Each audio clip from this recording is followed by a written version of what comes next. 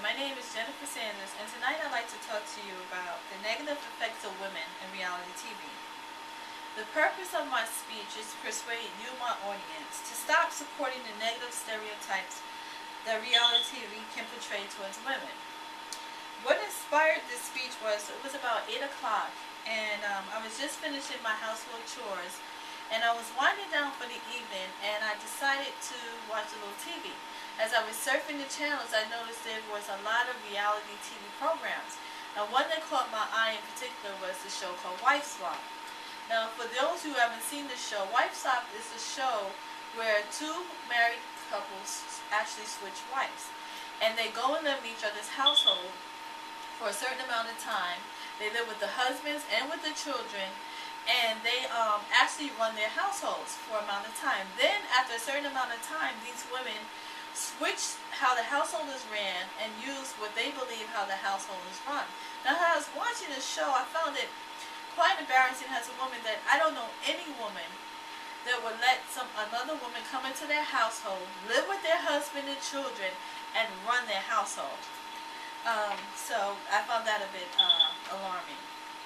One of the effects why this takes place is because in our Western culture today, it's very invested in entertainment television. How it affects women and they're exposed to ideas of how they should behave and how they should live their lives, especially through reality TV programs.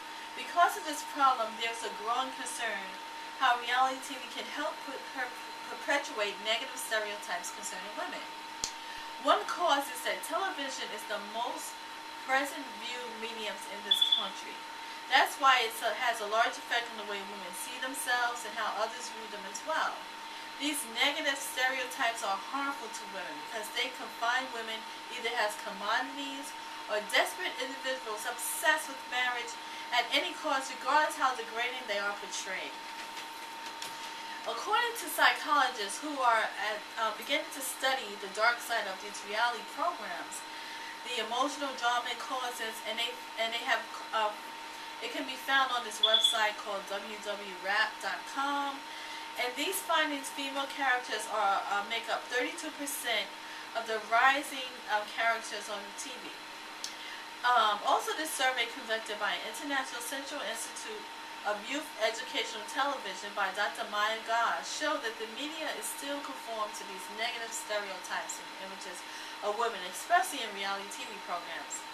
Another cause is because sex sells, let's face it, and the effects of these half-dressed females boost up the ratings for male viewers.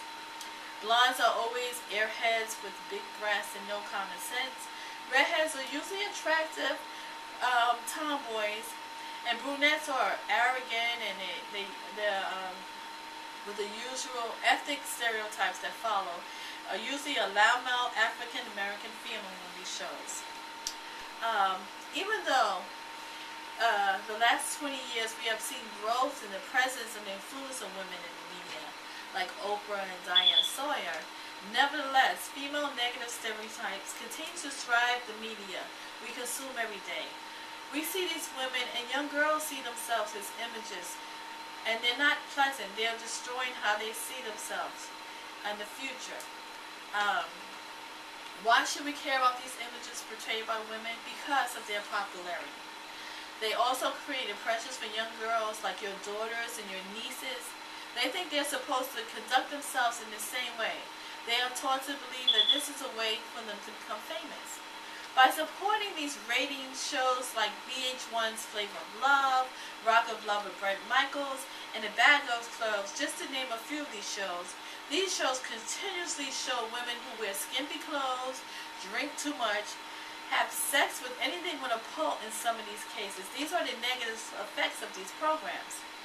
Now let's talk about some solutions how we can change these. These are things we can do to stop the negative portrayal of women in these reality shows. First, stop supporting the rating of these shows. If the ratings drop, the producers will cancel the shows. Second, because the media is basically dominated by 5 major companies, hold them accountable for these programs. The top 5 program companies are Time Warner, Viacom, Walt Disney, News Corp, and Betty Universal. Let's also support women organizations who stand against these negative stereotypes of women and their web pages. Even you can get involved. You can start your own web page, tackle these growing epidemics. So let's get involved. It is truly worth it. And finally, in conclusion, I know that many of you don't think it's necessary to worry about these topics of negative stereotypes of women in reality TV because you feel you can just change the channel. You know, you don't have to watch it. But if they keep growing, there will be nothing else to turn to. That's all there'll be. They are sadly affecting our younger generations of young girls and boys, how they behave, and teaching young men they don't have to have respect for females, only their physical appearances. Otherwise, these girls are useless. So if we don't stop the growth of these programs, who knows, tomorrow it could be your daughter and your niece on these shows, half dressed, drunk, sleeping with strangers just to be famous. So it's important to be aware of the dark side of what you and your children are exposed to on these reality TV programs. So let's charge and change these negative images of women and reality TV to positive ones. So our sons and daughters can be proud of what we watch, not just the media telling us what to watch for the ratings. Thank you, and I hope you support this cause because I think it's a worthy cause, and I hope by hearing this speech has persuaded you to take a look at the negative stereotypes of women in media because it not only affects us, but it affects our children as well. Take care and good evening. God bless.